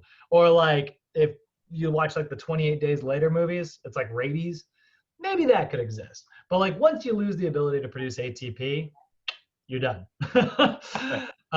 Because you can no longer do facilitated diffusion. You can't work against concentration gradients anymore. Now, another one is also going to be something like osmosis. This is another version, right? Osmosis is a solvent moving down its concentration gradient. So osmosis is not a solute, it's a solvent. So this is like a fluid. A solvent, and I'll just say like water is the perfect example, moves down its concentration gradient. So, you know, water going from an area of high going to an area of low, that's osmosis. Osmosis is the classic example of diffusion whenever we're talking about water. So if like chocolate milk, right? Like that's a whole bunch of milk and then it's got like little particles of chocolate suspended in it, right? I'm talking about like the powder stuff that you mix in. So that's like an example of like, you know, you filtered it all there, but if you were to like let it sit for a couple hours, eventually those concentrations are just going to kind of move and separate a little bit. You know, milk moving in one direction is osmosis. The chocolate moving in another direction, that's an example of like diffusion. Then we also have filtration. Filtration is like a mechanical force pushing stuff under. So for instance, like, you know, your blood pressure actually creates a pressure gradient which pushes oxygen to where it needs to go. This is why we like blood pressure and we need to maintain it. That's an example of filtration. So filtration, oh, I forgot to actually give examples here. So facilitated diffusion really quick. So transporters, an example of that would be transporters moving a material into a cell. The example they got here is like glucose, right? Osmosis would be like movement of water into or out of a cell. And then filtration is going to be defined as movement or mechanical forces pushing a solute and a solvent across a membrane.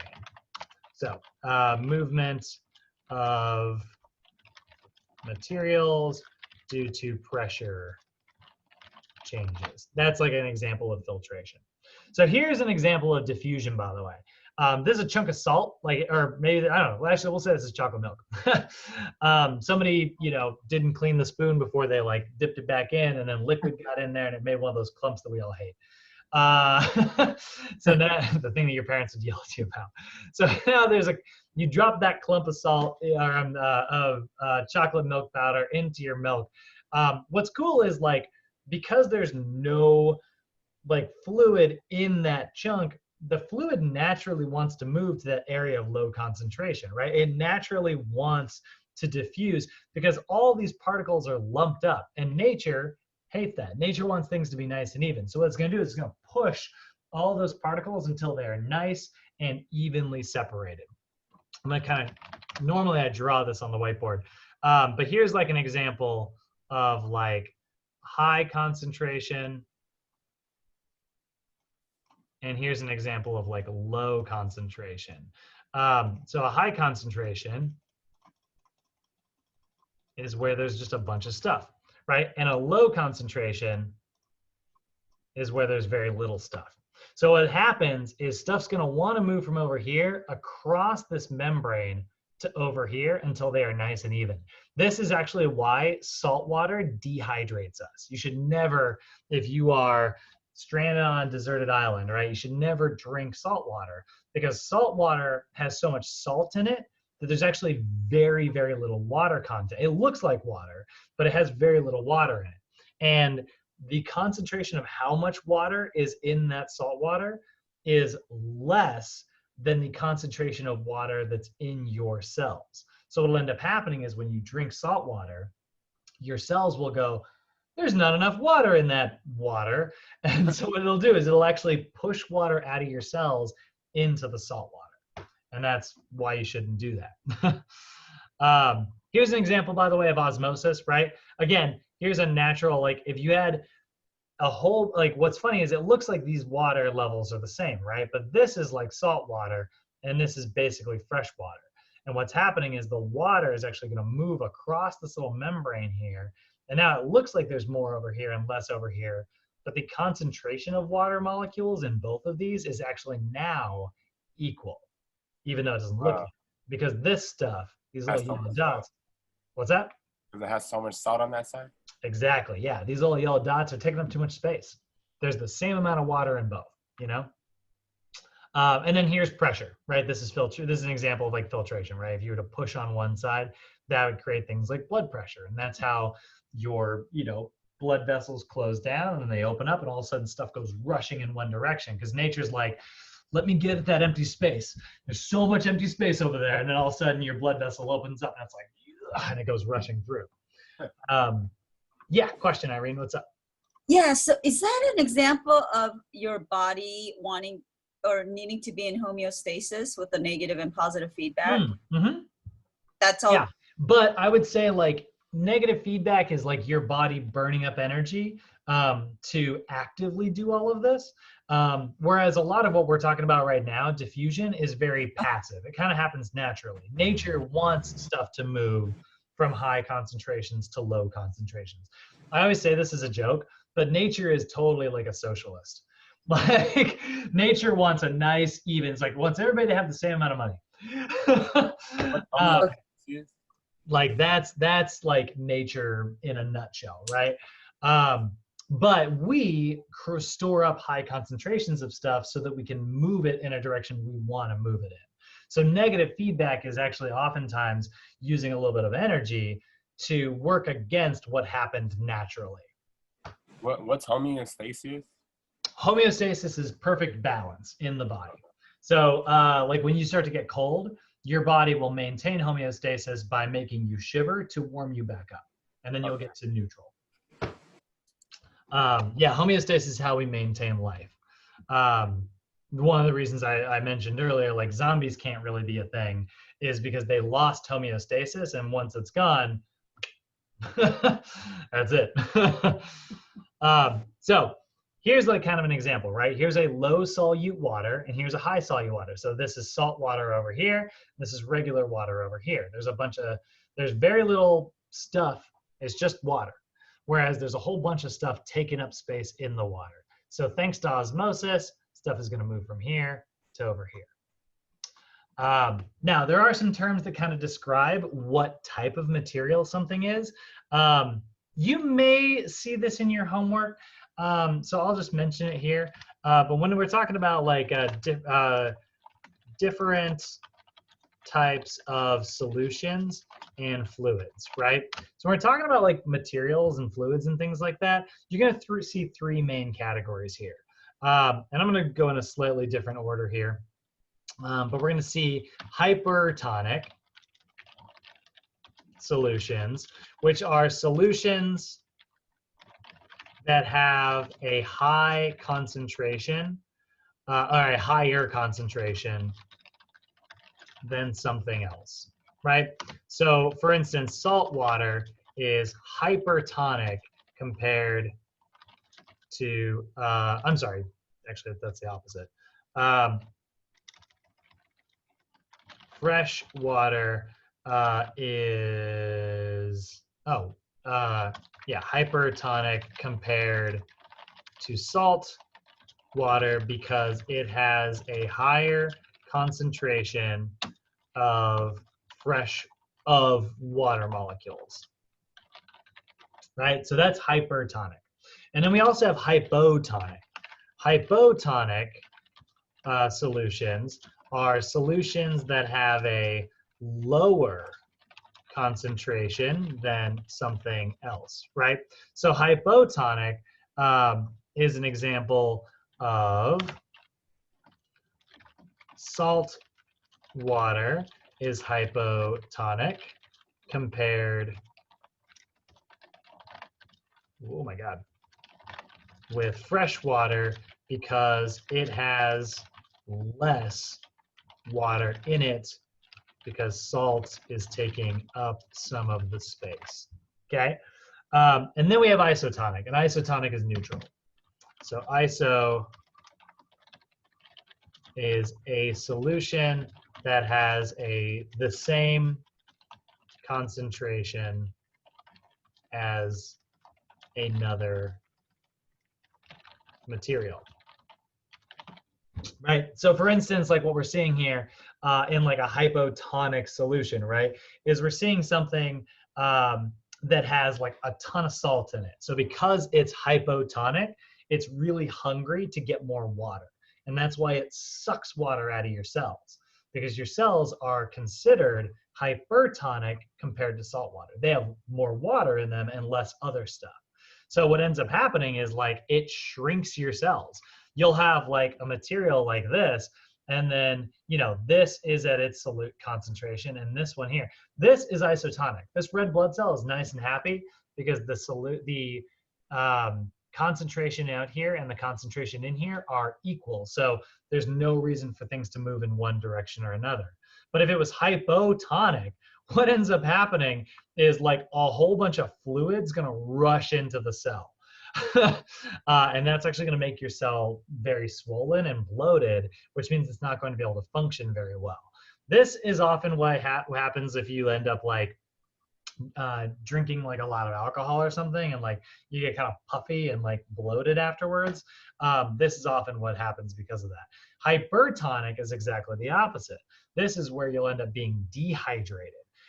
where water is actually rushing out of your cells to push materials apart because of some other material. This is what's going to happen if you drink salt water. That's actually going to change the concentration there. Does that make sense, guys?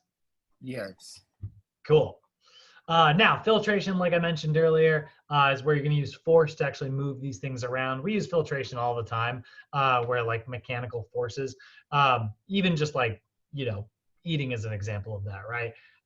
We basically squeeze our muscles to move stuff through one material to another. That's an example of filtration. Now, there are some other examples that I would love to talk about, but they are not super relevant to us, but I'll mention them really quickly. There's some movements between cells that are some of the coolest things. We've got what's called active transport, which is what we described earlier, where basically you have something that moves it from one area to another. But we've also got one of my favorite ones, which is called endocytosis. Endocytosis is basically where you will see like a particle, and like an animal cell will basically like shimmy up next to that particle, and then it just kind of flops itself over it and then pinches it, and now it's trapped inside, and it pinches it off and then eventually like reforms its membrane. And basically that's how our cells eat stuff. And so that's endocytosis. That's going to take stuff from outside and get it inside. The same thing is true of exocytosis. Picture this picture here, but in reverse, where like your body's like, hey, I'm done with this. Let's get it out of the cell. It'll come over here, and then it will open up its membrane and push that material out. That is actually how your immune system works. There's exocytosis there, actually. I didn't know we had another picture coming. So here's a material will get kind of transported to where it needs to go, and it'll open up its membrane and kind of spit it out of there.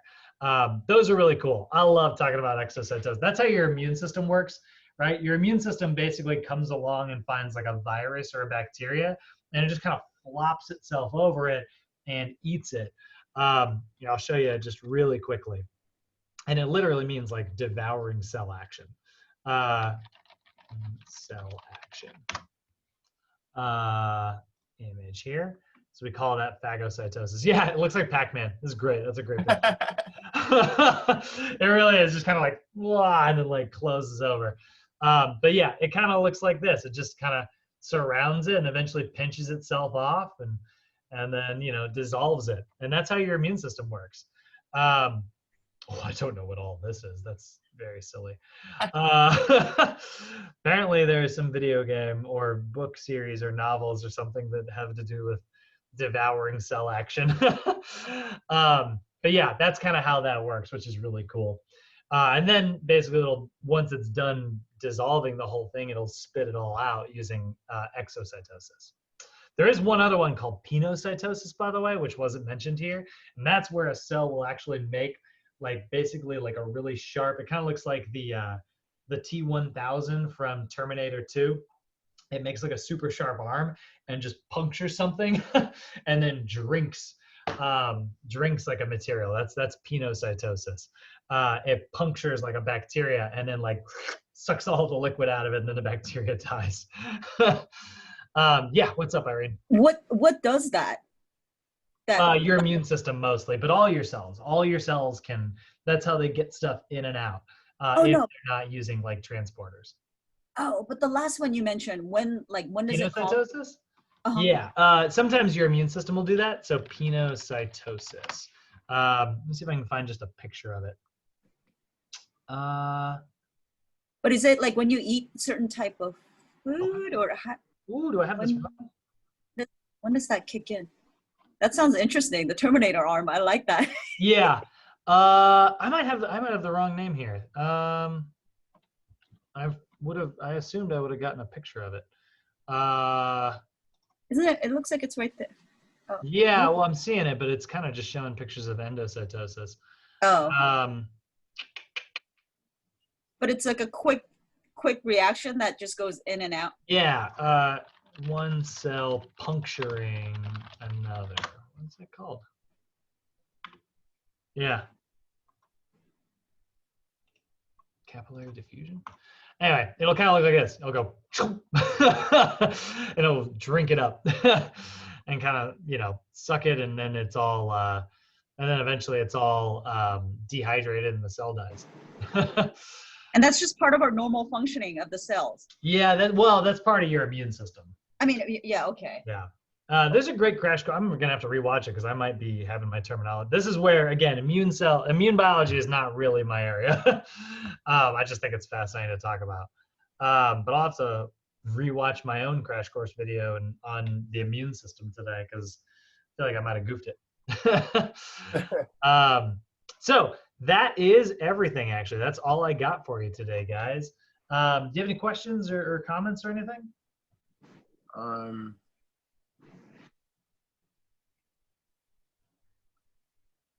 No, I don't think so. All right. Well, if you think of something, you're always welcome. Call, text me, shoot me an email, or write it down and bring it up. You can hop into the evening class. You're always welcome in both. But yeah, that's about all I got for you. So I'm gonna go ahead and hit end call, and then what's gonna happen is this will all finish up. It'll kick everybody out and everything, and then you'll see a recording. You'll get an email from me, and all that stuff will be up. Homework number 1 is gonna go up today. It'll be up on Canvas in just a couple hours. Okay. All right. Thank you, Brad. Yeah, of course. Good to have you, man. Yeah. See you tomorrow. Yeah, see you tomorrow. Thank you.